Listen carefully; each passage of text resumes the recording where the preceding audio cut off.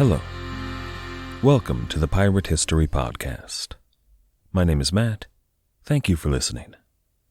When sailors in the Age of Sail talk about the Southern Ocean or the South Sea, they're talking about the Pacific Ocean. When we talk about the Pacific adventures, William Dampier was calling them expeditions into the South Seas. But today, when we talk about the Southern Ocean, we mean a body of water that is also known as the Antarctic Ocean. That's a relatively recent discussion, relative in regard to pirates in the Age of Sail, but it took some scientific expeditions in the 18th and 19th centuries to discover that the Southern Ocean really was a separate and distinct body of water. There are a lot of reasons for this. There are things like wind patterns and oceanic zones, things like flora and fauna, salinity, and the weather. Well, it's cold in the Antarctic. And those are the kind of nuggets of wisdom you can expect here on the Pirate History Podcast. But it was cold. It could get so cold that sailors would lose their senses. In 1798, Samuel Taylor Coleridge published The Rime of the Ancient Mariner. It's something of a parable for sailors traversing those icy waters. That's the poem in which a mariner early in the voyage shoots an albatross, an Antarctic bird. It's an innocuous enough event until bad luck begins to befall the crew. Minor misfortunes at first, but they get worse and worse, and the crew begins to realize that it was this mariner's fault for shooting this albatross. Eventually, their ship gets stuck in the ice, and Coleridge gives us the famous phrase, water everywhere, nor any drop to drink. In December 1696, the Adventure Galley was in those same icy waters, though happily not stuck. In a sense, though, they were even worse off than those in the Rime of the Ancient Mariner. They weren't prepared for an Antarctic voyage. They hadn't intended to sail that far south. Their biggest problem, aside from the cold, I guess, but it was that no one on board was familiar with those seas. They didn't know anything about the winds or the tides or the navigation. The detour that Captain William Kidd took in order to evade Commodore Thomas Warren's press gang extended his voyage by a full 6 weeks. That's about a month and a half in the freezing cold, without proper winter clothing and with ever-dwindling supplies of water and food.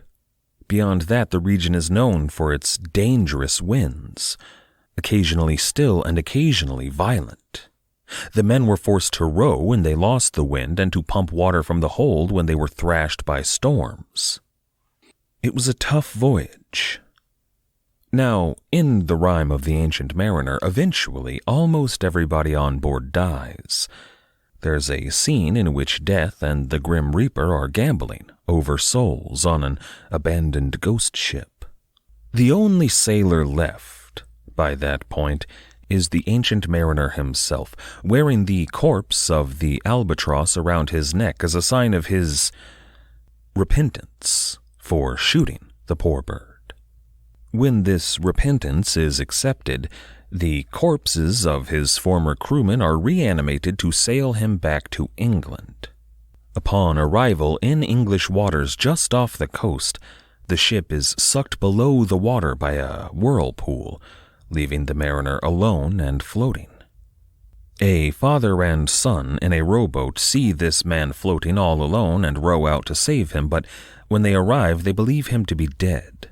However, once they pull him in the boat, after a few minutes, this corpse draws breath and begins to talk.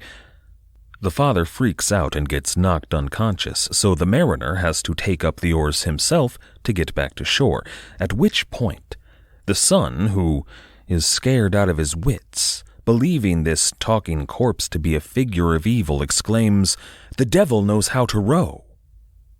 When the Adventure Galley emerged from the Antarctic from a difficult and harrowing voyage into the Southern Ocean, they had endured something terrible, and the crew, now back in the world of the living, had fundamentally changed.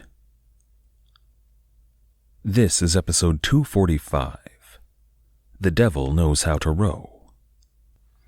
I've been listening to a lot of stuff lately about the Enlightenment and the Age of Revolutions. It's a fascinating period for me, all about the birth of the modern world. You get the beginnings of capitalism and then Adam Smith, but you even get, the proto-communists like Gracchus Babeuf in France. And a lot of historians will point to Gracchus Babeuf and his movement in the French Revolution as the birth of communism, tracing a line from Babeuf right to Karl Marx, and they're probably right. But some version of the ideals of communism could be traced back to, Jesus, maybe, or maybe even older than that. You see all throughout history instances of utopian communal movements. All throughout the history of the Christian world, you see these utopian Christian sects popping up. They were almost universally considered heretics and killed. But the pirates of the Age of Sail, the world of the pirates, had distinct, to use a phrase that wouldn't be invented for another couple of centuries, had communist overtones. And, they did own their ships in commune. They did share out all of their plunder equally among everyone. They had injury pay and life insurance, and sure, under a certain light, it does have that flavor, but all of it was blown way out of proportion in the minds of the journalists on land. By about this point in our story, in December 1696, they were doing a raging business painting pictures of a pirate utopia on Madagascar that included all of their money held in common, no private property, free love, which, actually, considering Malagasy customs, that one's probably true, but especially damning for the pirates were things like the equal rights for women and people of color. Now, none of this was true. Money was not held in common. Private property was a thing. Even the free love the pirates were screwing up because they got all possessive and weird and started shooting and stabbing each other over women. That was not what these pirates were all about. Now, most of this has to do with the sudden relaxation of press censorship in England, thanks to William III.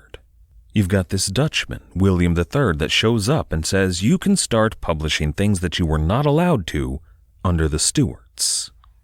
And the journalists say, really? But, they don't quite trust it. Maybe it's just a ruse to get them to publish the really dangerous stuff, the subversive stuff that will get them arrested.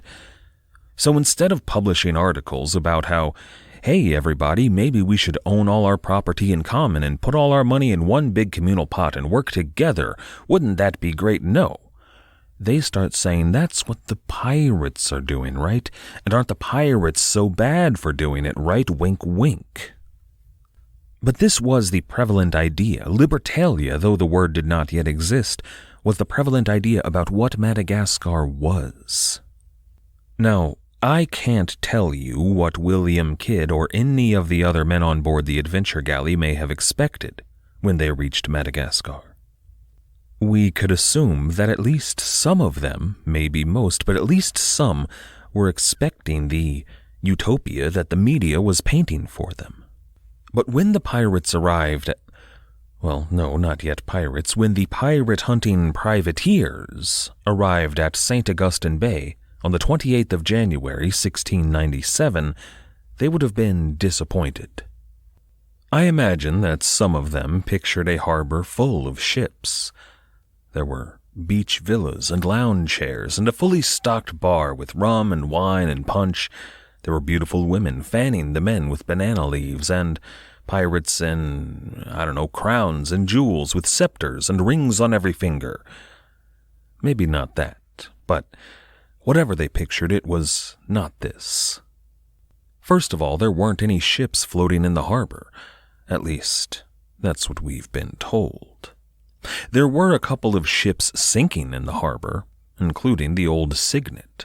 Instead of villas and a fort that some imagined, there were a few ramshackle lean-tos and tents housing, at most at this point, maybe a couple of dozen out-of-work shipless pirates.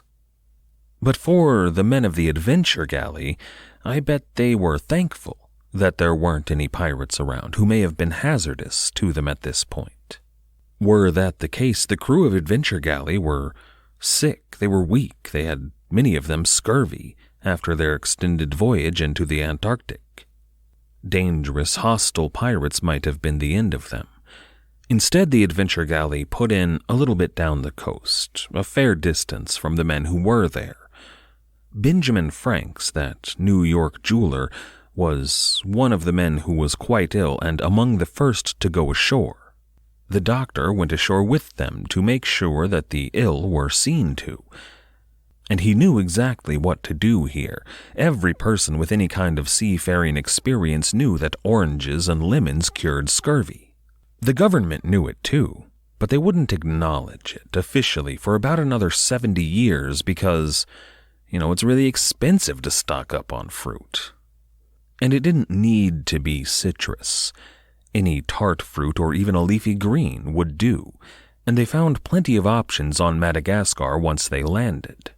And I say found, but it was brought to them. The local Malagasy brought down heaps of fruit and water and beef to the beach. The fruit and water was free, a gift for dehydrated, scurvy-ridden sailors. The beef and their breads and other foodstuffs were not. The Malagasy were here to trade. And they did. The Englishmen traded tools and money, mostly. But over the following weeks, most of the sailors were more interested in trading away their combs and beads and reportedly, in one instance, a single nail. These were the kind of trinkets and baubles that the European sailors traded for the attentions of local women. But apparently this wasn't transactionary to the Malagasy. They weren't paying for sex, they were giving the women gifts as a sign of interest, and the women might or might not choose to sleep with the gift giver. But they usually chose to.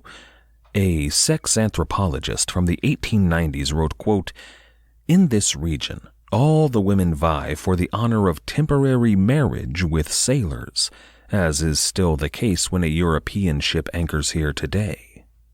I love that, temporary marriage, right? Once the surgeon from the Adventure Galley, a Dr. Brandenham, saw all the sick were well enough to get back to work, Kidd sailed the crew to a nearby harbor called Tulir Harbor. It was a good spot to hide the Adventure Galley, a good spot to lie in ambush for any pirates or French who might pass by. They stayed at Tulir Harbor for 2 weeks. It gave the carpenter on board time to make some much-needed repairs. The Adventure Galley was in poor shape, really poor shape. Now, she had been custom-built in London just like the Fancy had been, but not to anywhere near the same standards.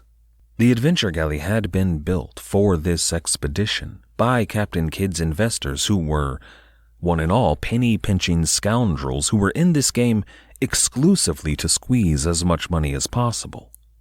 So unlike the Charles II, for which no expense was spared, they built Adventure Galley on the cheap. Most ships of any reasonable quality had at least a 2-layered hull. That's 2 layers of thick wood for the hull of the ship. And many, maybe even most by this point, had some metal planking on the outside. That's to protect, not really from cannonballs at this point, we're not talking iron sides, but to protect from regular wear and tear, from things like barnacles, and most importantly, from worms. And we're not talking about, top-of-the-line heated seats in a Ferrari here. These precautions were seat belts in a Ford. And Adventure Galley was built with 1 layer of cheap wood for the hull, and no metal to be seen. The hull, when they finally took a good look, was filled with worms. The crew had to work around the clock pumping the hold by this point. Now, the carpenter was able to patch some of the holes, but there was a lot of damage. Kidd and the carpenter and some of the officers realized how extensive this damage was. They suggested the crew take the time to careen the vessel, but the men weren't having it. They were hungry for a prize. So they waited. The Adventure Galley sat at anchor, while the crew scanned the horizon for any sign of incoming ships. After 2 weeks, at dawn, the lookout spotted a sail on the horizon, headed straight for Tulir Harbor and the Adventure Galley. It wasn't a big ship, just the right size, though, for a pirate ship. But when it got close enough, the pirate hunters realized that this was not a pirate ship. At least, that's what they tell us. They tell us that it was a tiny merchantman of merely 4 guns called the Loyal Russell. The Loyal Russell pulled up alongside Adventure Galley and hailed her. As it turned out, their captain was sick, so Captain Kidd had him brought over. For the next several days, Dr. Brandenham treated this captain. He wasn't doing well, but he thought he might pull through. In the meantime, though, the crew of the Loyal Russell realized that they were standing right next to Gasp, the Adventure Galley. They'd heard all about this infamous pirate ship and their notorious, dangerous, monstrous pirate captain, William Kidd. Some of their crew wanted to set sail right there to escape. But they were caring for the captain, and, these pirates didn't really seem so bad. So instead of fleeing, they fraternized, and it was here that Captain Kidd learned exactly what Commodore Warren was saying about him, that he was a monstrous pirate. It was distressing for Captain Kidd. He had this whole inflated idea of his importance, his standing in England even. He had a letter from the king in his pocket. What kind of oaf would spread these scurrilous lies about such an honest man? This news, and the fact that it was being spread and believed so widely, probably would have pricked the bubble of his ego a bit. But Kidd was nothing if not a man of ego. He wasn't going to let this go easily. In the end, the captain of the Loyal Russell died, despite Dr. Brandenham's best efforts. And the Adventure Galley tells us, and they might even be telling the truth, that they moved on. There were arguments about command on board the Loyal Russell, and they didn't want to get roped into it. So Captain Kidd took the ship north to the Comoros Islands, and here I've actually got a correction to make from a number of episodes back. When Henry Every was patrolling these same waters, looking for other pirate ships to join his fleet, I told you that he sailed to Johanna, and I told you at the time that that was in South Africa, but that was incorrect. In this instance, Johanna is in no way connected to Johannesburg or South Africa. It's an island in the Comoros Islands, to the northwest of Madagascar. So that's a whole leg of Henry Every's journey that I got wrong. But it was the same island to which William Kidd took the Adventure Galley, and it was an island where everybody in the region had to stop. It had wood and water and food, and most importantly, there were no Ethiopians or Arabs or French or even Malagasy. There was nobody living there, so it was safe. The only danger to be found were the pirates who occasionally waited in ambush. But William Kidd turned the tables. He went there to wait in ambush for pirates. Almost as soon as Johanna was in view, however, a terrible storm smashed into the ship. The crew furled their sails. They tied down all the cargo. They battened the hatches and raised the anchor. They sent men down to work the pumps, and then they set in to wait. Over the following few days, the storm battered the Adventure Galley. The men were working round the clock, but lines snapped nonetheless. Men were dragged overboard or injured, and the quick repairs the carpenter and his men had just completed were torn away from the already weakened hull. Adventure Galley was in real danger here. But eventually, near the end of February 1697, the storm broke. The following morning, the crew, all of them exhausted and battered, spotted sails. At this moment, they would have held a council. Do they attack? I don't suspect there was a lot of deliberation here. To borrow a phrase from Henry Every, the crew of the Adventure Galley were hungry, stout, and resolute. But even after they voted to attack, the attack itself still wasn't exactly a sure thing. Remember, they could only attack if she was a pirate ship or a French ship. They were not pirates. I imagine Captain Kidd had to remind them of that fact. Still, the Adventure opened up full sail and set a heading for this ship. But then, things took an unexpected turn. Instead of sailing away from the Adventure Galley, a ship that was bearing down hard, which any ship should have done, this unfamiliar vessel instead turned toward her. This was unexpected. And the crew must have been apprehensive about this move. Maybe that was Commodore Warren, or maybe a French man-of-war, or maybe a pirate that was not afraid of them. As it turns out, this was a ship that we've met before, the Scarborough, that private merchantman that had been in Cape Town when Commodore Warren arrived, a ship of about 20 guns and 100 men. The captain, a man named Brown, believed that the Adventure Galley was one of the East India Company escorts he had been sailing with before the storm hit. That's why he sailed right toward her. That fleet had been separated in the storm, but Captain Brown thought that he had found someone. Once he got close enough to make her out, though, Captain Brown realized his mistake. Maybe Brown thought that it was a pirate ship, or maybe he just recognized the description of the Adventure Galley and, still thought she was a pirate. Either way, though, he tacked hard and the Scarborough headed away.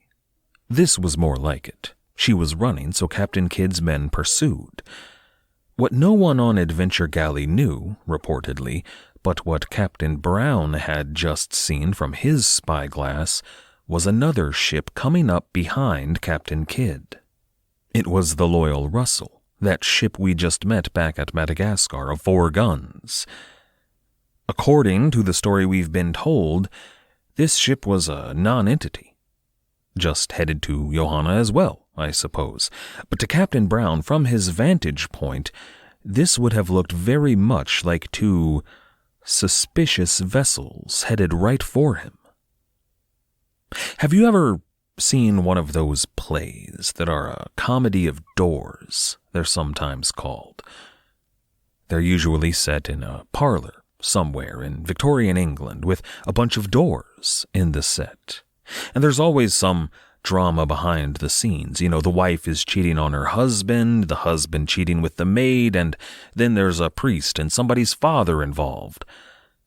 The characters keep trying to sneak away to have a romantic tryst, but they keep getting interrupted because of all these doors, and in the end, the husband and wife accidentally wind up behind one of those doors, both of them thinking they are with their lovers when it turns out they were with their spouse all along, so they fall back in love and the play is over. They're not usually very good plays. But in this comedy of errors, playing out here off the Comoros in early March 1697, another player was about to walk through the door. The Sydney, a 40-gun, 130-man East India Company man-of-war, arrived on the scene. She was a ship that could stand toe-to-toe with the Adventure Galley, no problem. With the addition of the Scarborough, who had recently been separated from her fleet, Adventure Galley was outgunned completely. Now, I don't know if Captain Kidd even considered changing course, but once he saw this ship, the thought must have entered his mind. Before long, though, the choice was taken from him. The Sydney raised her standard, an East India Company flag that carried the cross of St. George. It was a clear sign that Sydney was English and that she was the big dog here. Deference was expected.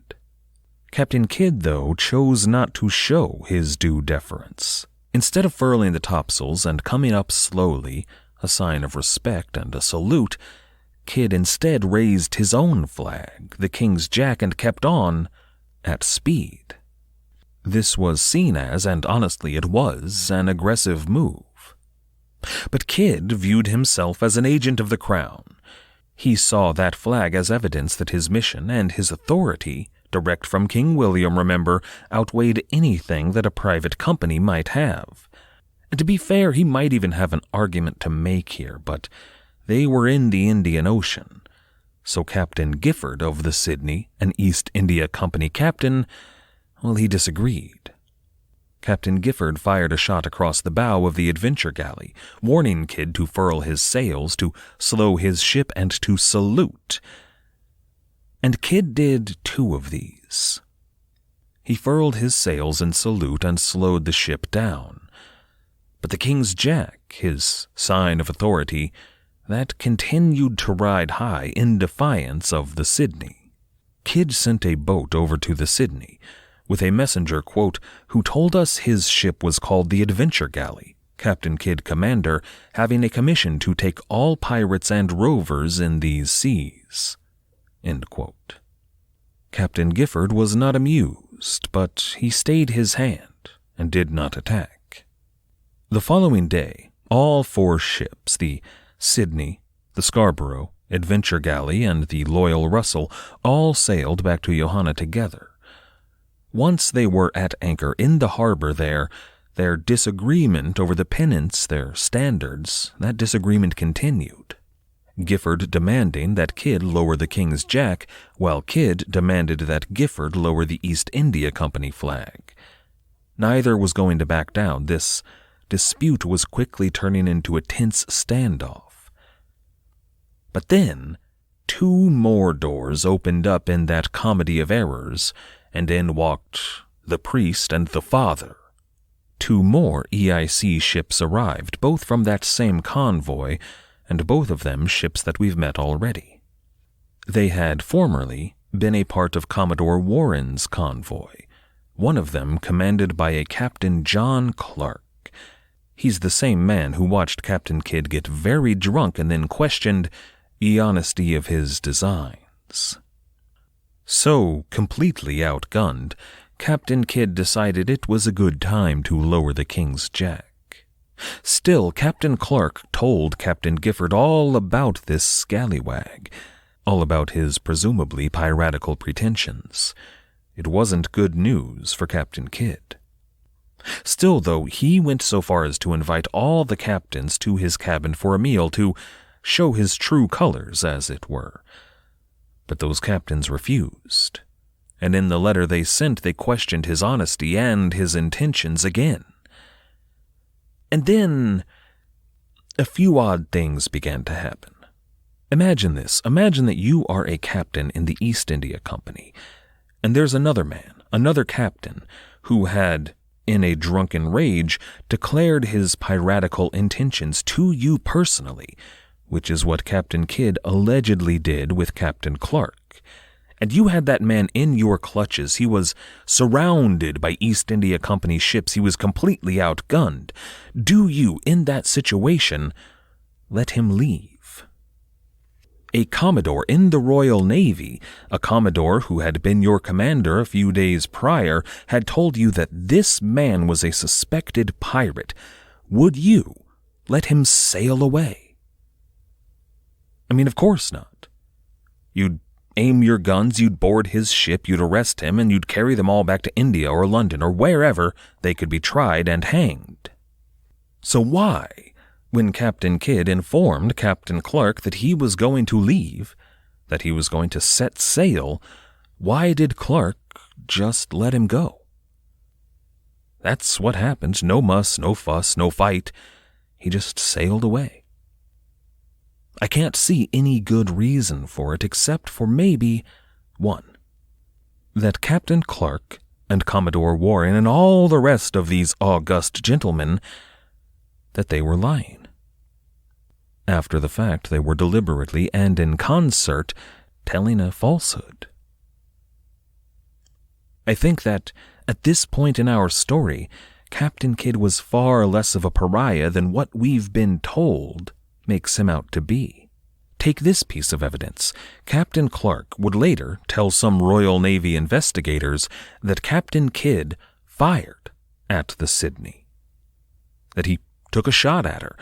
This evidence was held against Captain Kidd, but there is no mention of the Adventure Galley firing at the Sydney in the captain's log. That's the kind of thing that you jot down When an English ship fires at you, you make mention of it. To me, that smells fishy. I suspect that Captain Clark was also lying when he told those same investigators later on that, at this meeting, here off Johanna, some of Kidd's crew bragged to him personally about their plan to commit acts of piracy against anyone, even, according to Captain Clark, East India Company ships. And I suspect that Captain Clark was lying because, who would do that? I don't care how brash and bold you are. Say you're planning to rob a group of heavily armed cops. Why would you tell those cops that you were planning to rob them? You don't. But that's what Clark said happened. All of this is hard to believe. But there's another oddity. When the Adventure Galley left Johanna on the 4th of April, 1697, the Loyal Russell, that little merchant ship of 4 guns, accompanied them. The ship that had followed the Adventure Galley for some reason from Madagascar to the Comoros Islands. And again, why? Why would you leave the safety of an East India Company escort in favor of a leaky galley full of pirates? I think it's because the Loyal Russell was herself a pirate. And think about it. The Loyal Russell met the Adventure Galley at Madagascar in the Bay of St. Augustine, the place that all the world knew was a pirate utopia, and this small ship just happened to be there to meet the Adventure Galley. And Captain Kidd told us that, he tried to leave her behind, but when another ship happens to see them, the Loyal Russell is following the Adventure Galley. I think that this Loyal Russell was a pirate ship that the men of the Adventure Galley picked up at Libertalia. It's even possible that she's one of the smaller ships that sailed with Henry Every a couple of years prior. But I don't think necessarily that Captain Kidd was lying about this. I think the evidence will support, that Captain Kidd probably did not realize it was a pirate crew. But some of his men, some of those scallywags he'd picked up in New York, I think they did.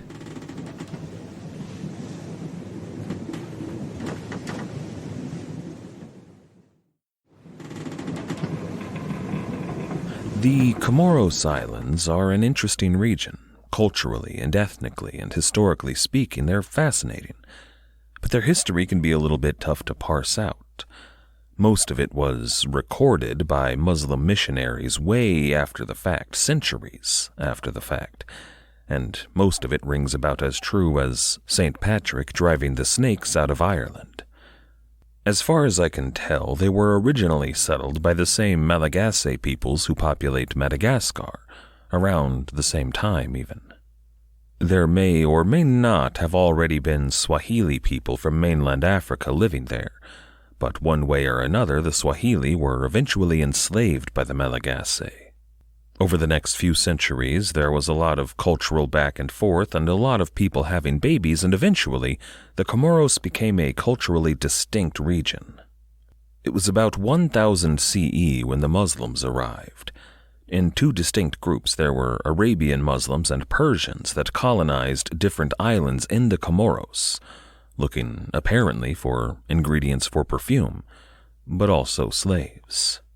These 2 groups from different religious sects were often at war with each other, and it was never, a total war. It was small-scale, simmering conflict that went on for centuries. But in the 1500s, the Portuguese arrived and settled on the largest inhabited island in the chain.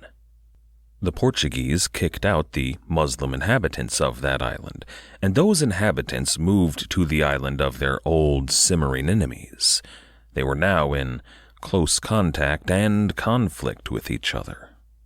Now, the Portuguese colony was set up as something of a base for the Portuguese to raid Mozambique, but when they eventually left the region, the English kind of took over. They never set up a colony there, as the Portuguese had done, but they did build up the harbor for their use. and they called this port Johanna. Johanna was still lightly populated by the remains of those old Swahili Malagasy peoples, and they traded with the English at Johanna, mostly just supplies for passing East India Company ships, but also with the occasional pirate. I told you last time there weren't any people living on Johanna, and that was incorrect. Just the primary inhabitants had been kicked out. As you can tell, I've been having some trouble getting to the bottom of the story of the Comoros Islands. Partly because I don't have any good sources on the region, but also because it's a really convoluted history. Johanna, years after our story, would be renamed Anjouan by the French, and now it's called Nzwani by the independent locals. It's a complicated past. But throughout all of this, those Islamic peoples, the Sunni and Shia peoples, were still at each other's throats on the island that the French called Mohia. A reverend who visited the Comoros Island in 1690 wrote about their conflict, quote, "Multitudes indeed could not be mowed down by their martial weapons. They used neither sword nor spear, only handstones taken up in the streets and thrown at their enemies." End quote. The Islamic peoples of Mwali, often contentious and violent towards others on the island, are about to become a relevant part of our story, because Captain William Kidd was about to spend a very difficult few weeks among them. This is episode 246, Careening. William Kidd and the Adventure Galley, along with the loyal Russell, their newfound companion, left Johanna on 4 April 1697.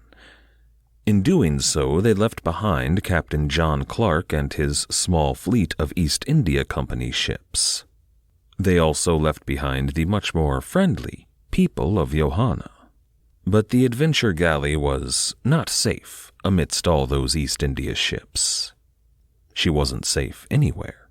The Adventure Galley was not quite sinking, but the crew had to work hard to keep her from doing so. She was taking on water constantly.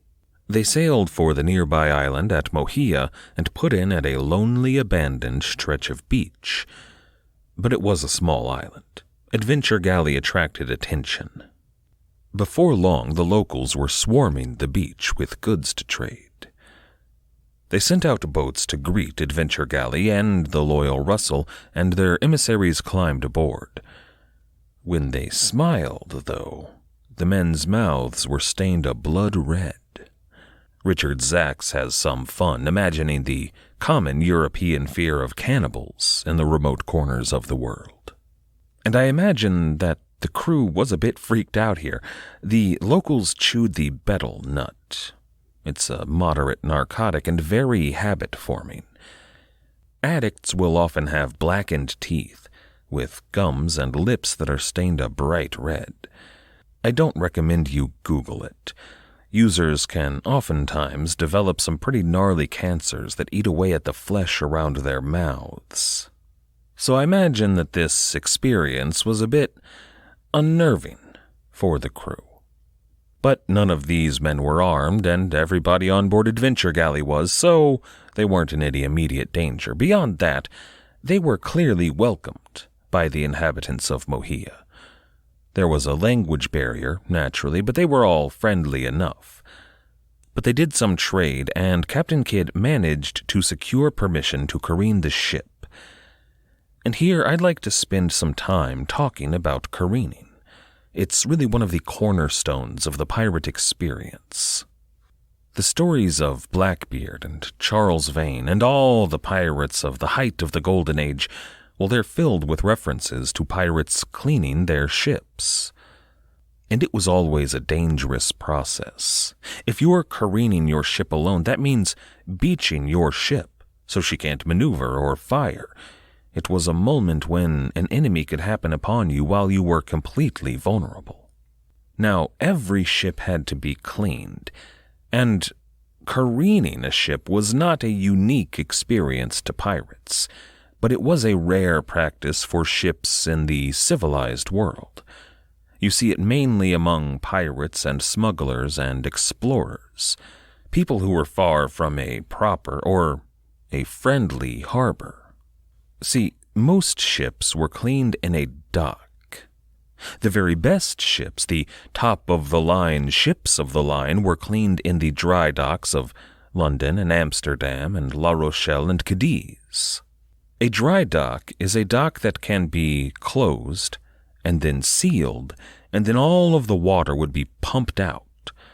The ship sat on huge supports while a crew worked to clean and repair the hull. Most ships, though, did not enjoy such a luxury in the age of sail. Most ships, most legal vessels, were cleaned in a process very similar to careening, usually called heaving down. The harbors in nearly every port city in the world had docks designed for heaving down. They were wet docks, which is to say they were on the open water, but they had massive supports and pulley systems to either side of the dock. While riding in the water, a ship would be tipped to one side and then braced in place. Then the crew could get to work cleaning her, and then the ship could be tipped to the other side and they could continue the process. Careening, the pirate version of careening at least, had no dock at all. They did it on the beach of lonely and abandoned forlorn islands on the edge of the world. If you've seen Black Sails, there's an episode in which they careen the ship, and that looks mostly accurate. Not completely accurate, and we will talk about why, but I'm going to talk in a bit more depth about careening. To careen a ship the pirate way, you had to get it onto a beach. And that's your first major problem. But your second problem, a much larger issue, comes when you need to get the ship off the beach. It's not nearly as simple as using the high and low tides. If that was the case, your ship would float every time the tide came in. And it took way longer than that to careen a ship. I've debated how much astronomy to talk about here, since it's not my strong suit, so I'm going to keep it to a minimum, but it is worth talking about. Tides are caused by the gravitational pull of the moon, right? But the strength of that gravitational pull varies depending on the position of the moon relative to the Earth.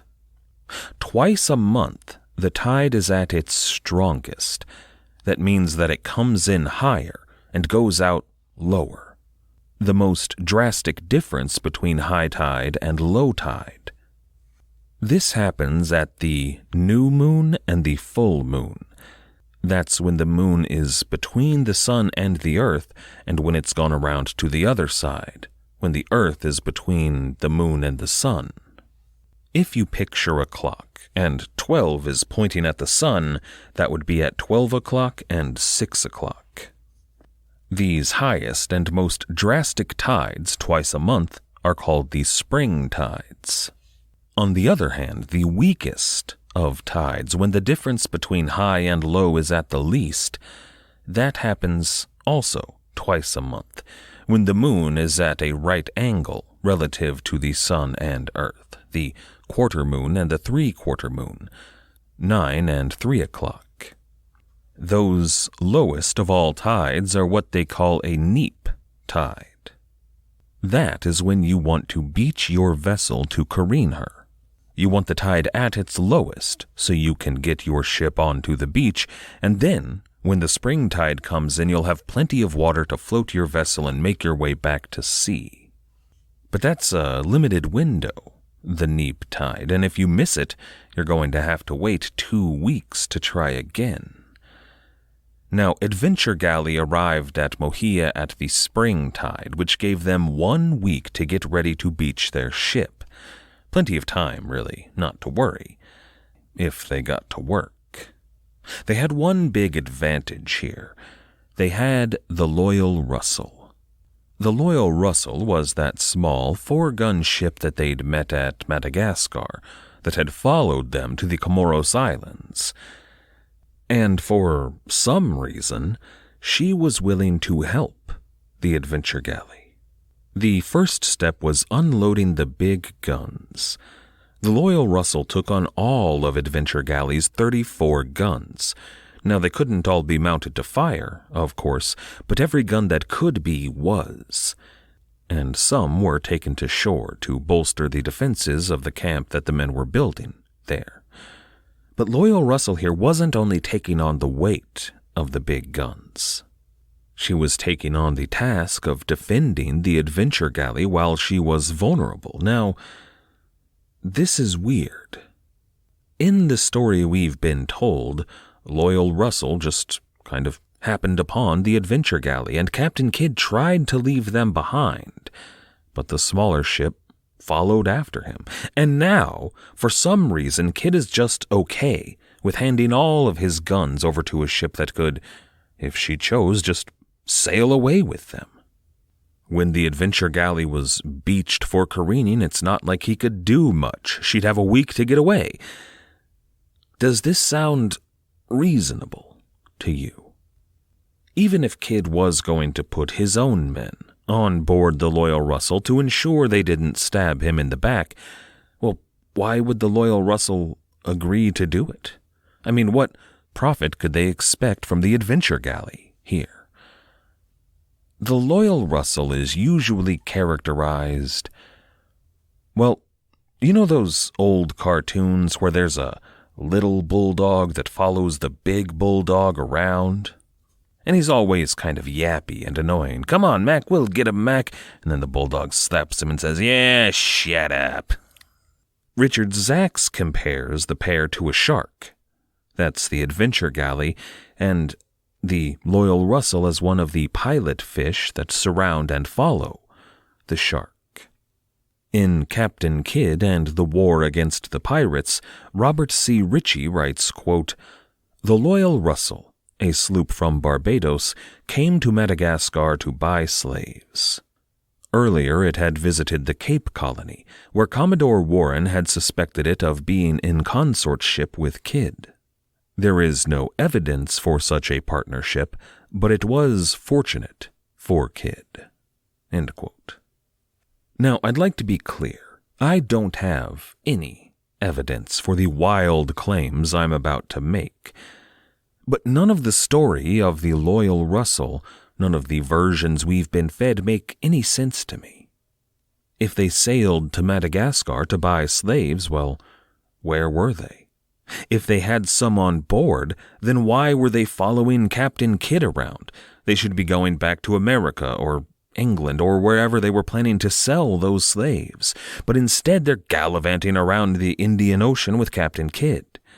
Robert Ritchie goes on to call the Loyal Russell an unwelcome guest and says that Kidd put them to work, but why are they there?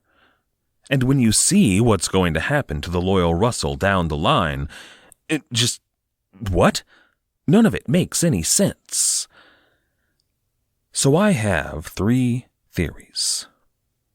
First, there's Occam's razor, that it really was just a ship in the region to buy slaves, but that they were buying slaves illegally, that they were interlopers. It sure wasn't a Royal Africa Company ship, and that might explain why they were hesitant to stay with an East India Company fleet. That is the most simple explanation for the discrepancies in this story. Then, second, it's also possible, as I mentioned last time, that they were just some pirates from Madagascar who had a sloop. That's a simple, clean answer, and it does kind of explain what's going to happen with them down the road. But then I have a third theory, and this one is less solid as theories go.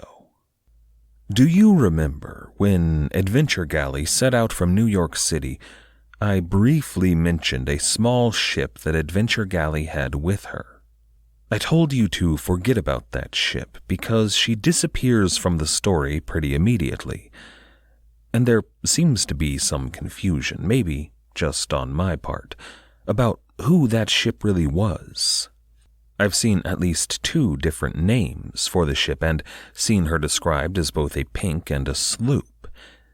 And by the time Commodore Warren shows up, that little ship is nowhere to be seen. Unless, and I suspect you see where I'm going with this, what if that mystery ship that set out from New York with the Adventure Galley was none other than the Loyal Russell? Pirates and smugglers and the like who had deeply corrupt connections in places like New York City, well, they would have no trouble obtaining false papers. What if that ship was separated from the Adventure Galley in one of the storms that raged off the western coast of Africa when Adventure Galley was heading south? What if, when Commodore Warren appeared, when Captain Kidd was forced to make this wide berth of the Cape of Good Hope and sail into the Antarctic Ocean, what if this ship just stayed the course to Cape Town? That was the plan. After all, she didn't know where Captain Kidd had gone. He should have been at the Cape with his letter from the king in hand. Instead, when this little ship from New York arrives in Cape Town, there's an East India Company fleet, and here's Wrong Way Warren, and suddenly he's screaming at you about this pirate, Captain Kidd. What are you going to say to that? Yep, sure, Captain Kidd, that's my guy. No. You would produce your falsified papers, you would explain the misunderstanding here, and tell him that you'd never heard of Captain Kidd and not to worry, you'll be on your way. I think that Commodore Warren, for once in his life, was right. She was in consort with Kidd. At which point, this little ship from New York would sail on to Madagascar to await the Adventure Galley. They would have fruit and rum and willing women to pass the time. And then, after they met up at Madagascar, when the Scarborough happened upon the Adventure Galley, and the captain of the Scarborough saw the Loyal Russell sailing behind Adventure Galley, as we discussed last time, they would come up with this cover story about randomly meeting up on Madagascar, a story that gelled with what the Loyal Russell had told to Commodore Warren. I think it's obvious which theory here I like, but as I said, I don't have evidence to back this up. So remember, whatever I may think or like to think, the respected authors who researched this story in depth for years, who dug into the National Archives, well, they all think that the Loyal Russell is just some ship. My story is definitely more fun, though. What were we talking about? Careening, yeah, the point of this episode. As they prepared to careen the Adventure Galley, the Loyal Russell took on all of her guns. Then they began the process of ferrying all of the cargo, all of the supplies, really anything that wasn't part of the ship except for the sails, over to the beach. The crew of the Adventure Galley was setting up a camp on that beach. It was designed to be defended with those cannons, just in case they couldn't trust the locals, but it was also built so that the crew could enjoy a couple of weeks shore leave. This was typical when careening a vessel. It's hard work, so you want to make sure that your men have some rest and relaxation when they're not working. But the crew of the Adventure Galley were not going to enjoy their shore leave at all. In the meanwhile, some of the crewmen found the strongest trees near the coast and attached ropes and pulleys to them. Richard Zacks suggests that some of those may have been the same pulleys that lifted the stones of Trinity Church in New York. Once Adventure Galley was free of all her excess weight, once that neap tide, the lowest of tides, was upon them, they positioned the ship parallel to the shore. You'll see a lot of modern sailboats careened with the prow pointed towards the shore, perpendicular to the coast, which works fine for smaller vessels, but on bigger craft, you'd beach the ship doing that. The Loyal Russell positioned herself to help push the Adventure Galley onto the shore, while the crew attached those pulleys to the ship, and once the neap tide came in, Loyal Russell opened her sails, and the men heaved and hoed until the tide carried the ship as far onto shore as it could. Then the Loyal Russell, who rode much higher in the water, came up and nudged the bigger ship onto her side.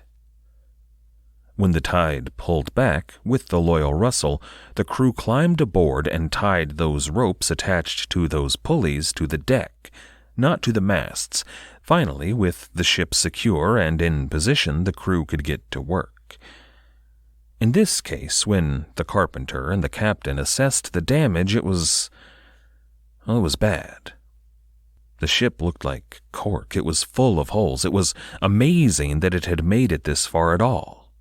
They would have to patch and repair and reinforce the hull if they were going to continue sailing. First, though, they had to clean it. Every day, for hours, in the baking sun, the crew would use axes and these specially made iron scrapers to scrape all of the barnacles off the hull.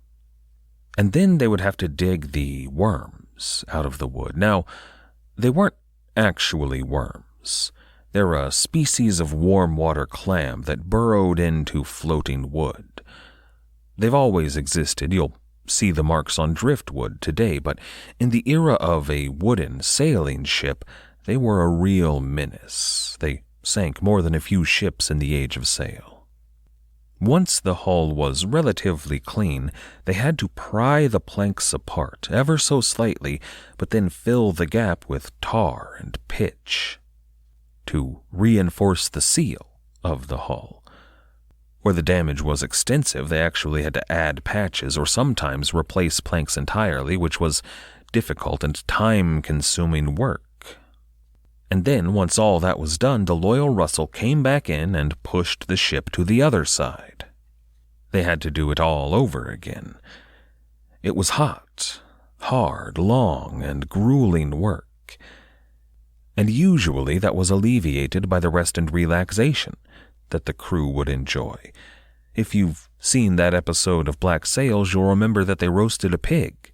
It's a whole plot point. And they drank rum with abandon, and the crew even insisted that they set up a tent in which they hired some prostitutes to service the crew. So at its best, careening didn't have to be all bad. But this was not careening at its best.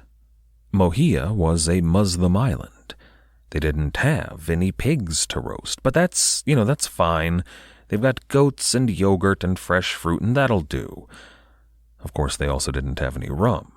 Islam prohibits alcohol. They did, however, have those betel nuts, which the crew found out gave them a nice buzz and which the locals were happy enough to sell.